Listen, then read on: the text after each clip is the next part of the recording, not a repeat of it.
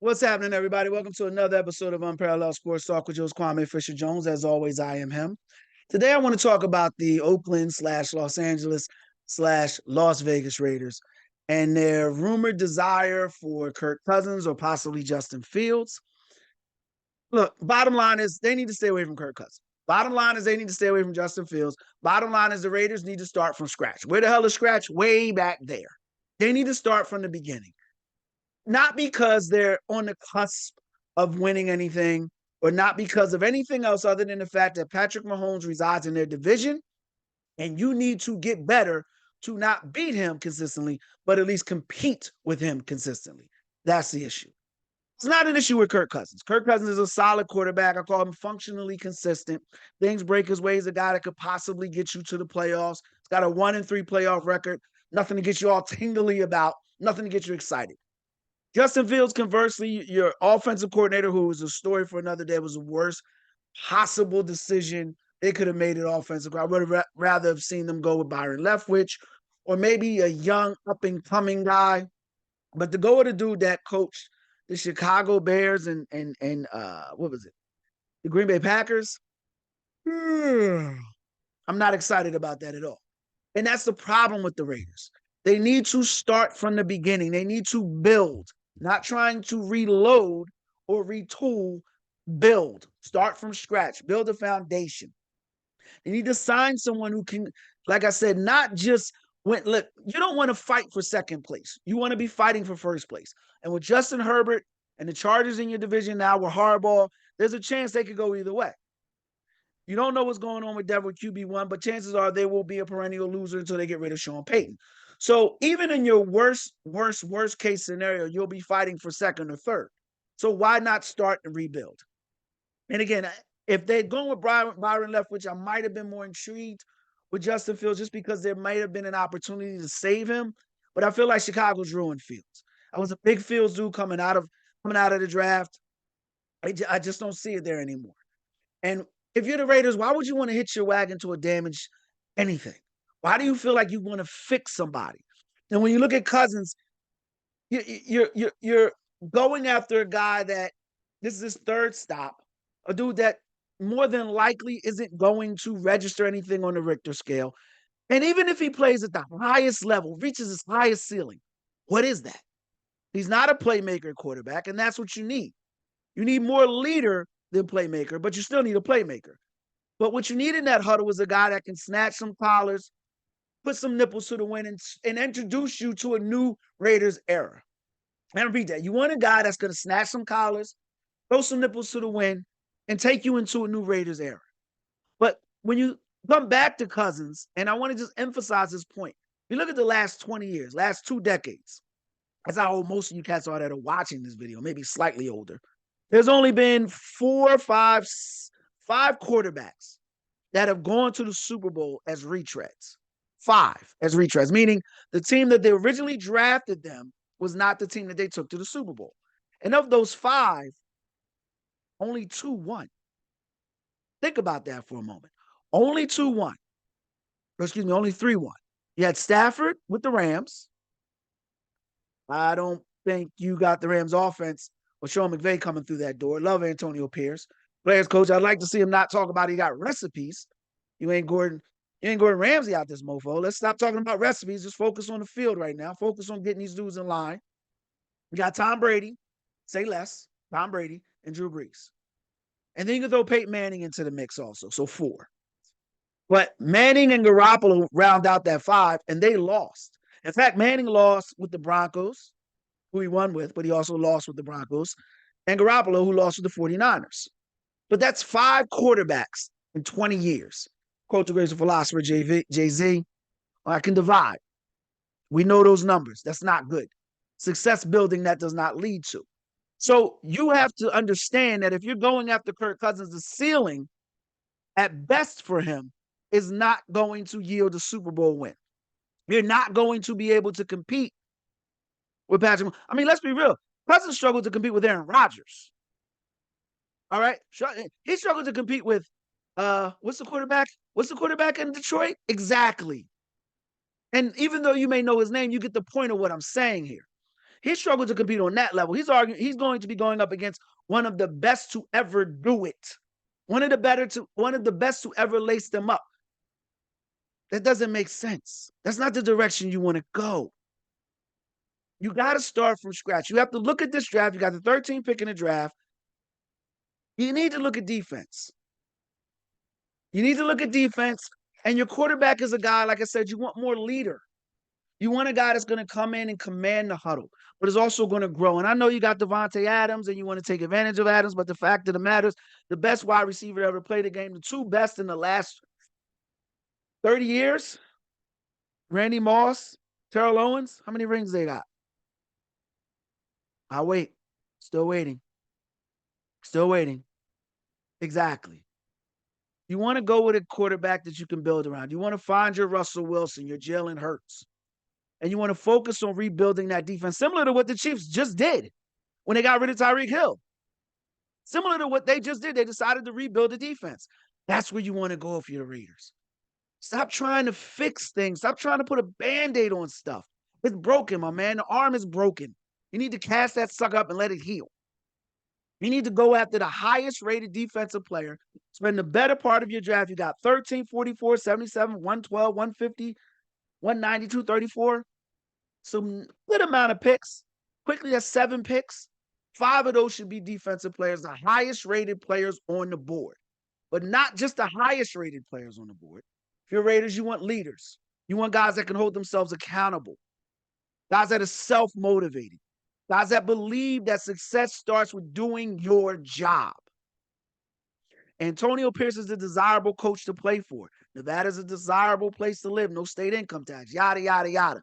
But the Raiders are a staple franchise, foundation franchise in sports that hasn't won diddly poo since high definition was invented. Yet alone 4K and all those other things. They haven't won anything since cable's been maybe cable. They ain't won anything since Rap City's been on. That I know. That I know. Ever since Rap City's been on, I know. And you're going to struggle with your offensive coordinator. I don't like the pick at all. Luke Getsy does not do anything for me. Former Bears offensive coordinator, which makes sense with the Justin Field ties. He coached many positions with the Packers, but that's not something that's going to lend itself to success. He didn't have success in Chicago. Whatever you want to deem success as, winning games, negative. Big playmakers, negative. Innovative offense, negative. Do you catch a theme here? And with all that mediocrity, he's now sashaying up into Vegas. For what? The coach, the captain of mediocrity, Kirk Cousins. And again, Kirk Cousins is a solid quarterback, not trying to diss, but we know what we get with this horse. We know how fast he's going to go, how far he's going to go, and when he's going to need water. You need a young dude in there, a guy you can develop, a guy that understands what success means, and it starts with accountability and availability. That's the type of quarterback you want. Now, I reached out to people trying to figure out a guy because you don't want to go with a top draft pick because you want your first round talent to be a defensive player, preferably somebody that played 4 years of college football from a high profile university, maybe Alabama, Michigan. But it could be Ole Miss, someplace where they've had some level of success, someplace where they had some sort of professional experience, professional coaching. That's the type of player you want in the first round. Highest rated defense, doesn't matter the position he plays. Linebacker, safety. I've seen corner, I've seen lineman. Cornerback works. Linebacker works. Lineman works. You want to have that foundational piece for Antonio Pierce's first draft to be a defensive player. Someone who can captain that defense. Then that second pick, the 44th pick, maybe move that around. I'm going to throw a name. I hate using names because people latch on to the names and miss the point. But for the sake of the video, I'm going to throw a name out there. Spencer Rattler is a guy that I'm getting great feedback on. Now, as I bring his numbers up, he was 8-3, but he beat Tennessee and Clemson last year. Over 1,300 pass yards. But here's the big thing for me. Here's the thing that sold the deal. He was a 4-year starter. He had success at Oklahoma and success with South Carolina. So he played for 2 universities, so he's a seasoned college player. Sound familiar? Sound like the recipe that made Jalen Hurts a good player for Philadelphia? You see the logo. Sounds like the recipe that allowed Russell Wilson to lead the Seattle Seahawks to their first ever Super Bowl win and multiple Super Bowl appearances. Sound familiar? A guy that's been through the struggles, had to fail before he was successful. A guy that understands what it's like to be benched and celebrated. He's lived on both sides of the pendulum. 6 feet, 219, supposed to have one of the better deep throws in the NFL. So you can take advantage of Adams unless you decide to move him, which I would suggest you do. And I'll get to that a little later. But if you walk out of this draft with two leaders, two functional leaders on both sides of the ball, two guys that have had success in their current position before they move to the next, it's a novel idea, right? It's a novel idea. You did that with your head coach for the first time because Josh McDaniels had success as an offensive coordinator, but did not have success as a head coach. And then he bailed on another team when he got the opportunity in the Indianapolis Colts and went back to New England. And once Brady left, we don't know how much success McDaniels would have had. But he had a limited amount of success, and he came there, and it didn't work out. The Raiders have tried this over and over and over and over and over and over and over again. Rich Gannon. Yeah. Shall we continue? Do we need to even venture past that? Yeah, you made a Super Bowl, Rich Gannon and Jerry Rice and all the geriatric players over there. Dude, that was like 30 years ago, though. A little less, but you get the point. It's not the direction you want to go if you keep wanting to call them Oakland, because that's what it should be. Not the success you want to go with the Vegas Raiders. The Raiders are more than just an NFL team. They're a staple of what the NFL stands for. And they need to have guys that come up and understand that. Not guys that have already been in the league, but guys that understand what it's like to want and to achieve and who are learning that while playing for the Raiders. They need guys that can create the Raider way. They need guys that can come in and lead. They need guys that are going to be woke in meetings, that understand that if you're on time, you're late. But more than that, they need guys that can also translate on the field and be successful on the field, because nobody pays attention to you if you're not doing it on the field. And that's what Kirk Cousins doesn't give you. And you don't know if Justin Fields gives you that. And quite frankly, do you have 2 years to figure that out? Do you really want to give up anything to get a guy? I don't want to say struggled in Chicago, because Chicago could have had any quarterback, and they could have Patrick Mahomes and would still be a bad quarterback, right? It'd still be a bad team right now. And I know you first thing you think is, well, we tried that with Derek Carr. And Derek Carr got hurt. Most successful year got hurt. Then you've had revolving coaches. You've had revolving players. You had a lot of things going on that aided. And I'm not trying to give you reasons. I'm not trying to excuse his failures. Just giving you reasons to excuse them. Reasons to consider that there may have been other components, other contexts of why he fell short. And if you want him to be successful, the first thing, and not him specifically, but someone of that milk, someone that you draft and develop, if you want that person to be successful, you want to start on the defensive side of the ball. You got $36 million in cap space and counting, because you're going to make some more moves. Spend that on some defensive guys. Spend that on some guys that'll come in and be successful, not just successful, Hall of Famers in their role. Guys that can be your Teddy Bruschi, if you will. Quick story on Teddy Bruschi. He was, quote, an undersized linebacker out of Arizona. Arizona, though, had one of the best defenses in college football that year, Desert Storm. You know who the captain of that team was? Teddy Bruschi. Vrabel, Ohio State guy. Another guy. High IQ. Self-determined. Man's man. All those things. Toxic masculinity. That should be the phrase now in radio. We got toxic masculinity guys. That's what you want in Vegas. Toxic masculinity football players. Guys that breathe, sleep, eat, poop, football. But more so than that, they understand what it's like to be a professional, what it means to be a professional. And that the name on the front of the jersey, or in this case, the emblem on the helmet, means the same as the name on the back. It's not Kirk Cousins. Good dude, quality dude, deacon at the church, pays his taxes, asset to his community, all those things. 1-3 in playoffs. And nobody will ever confuse him for a champion. Played the money game well. So if you want to bring a guy in your locker room that can teach these kids how to milk the organization for every penny they got, Kirk Cousins is your dude.